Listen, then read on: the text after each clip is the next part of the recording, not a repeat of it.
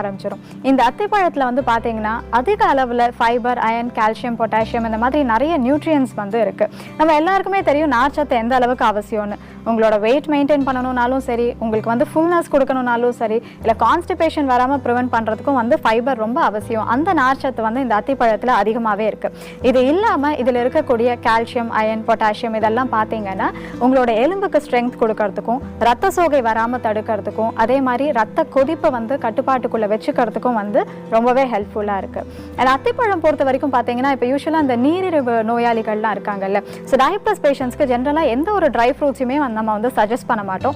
முக்கிய காரணம் என்ன அப்படின்னா அதில் அதிக அளவில் சுகர்ஸ் இருக்குது. அதாவது ஆர்டிஃபிஷியலாகவும் நம்ம சேர்க்குறோம், நிறைய ப்ரிசர்வேட்டிவ்ஸ் எல்லாமும் இருக்கிறதுனால ட்ரை ஃப்ரூட் எவ்வளோ ஹெல்த்தியாக இருந்தால் கூட இந்த மாதிரியான கண்டிஷன்ஸில் நம்ம சஜஸ்ட் பண்ண மாட்டோம். இதே வந்து உங்களுக்கு ஆடட் சுகர்ஸ் அண்ட் ப்ரிசர்வேட்டிவ்ஸ் இல்லாமல் ஆர்கானிக் ட்ரை ஃபிக்ஸ் உங்களுக்கு கிடைச்சது அப்படின்னாக்க தாராளமாக அதை வாங்கி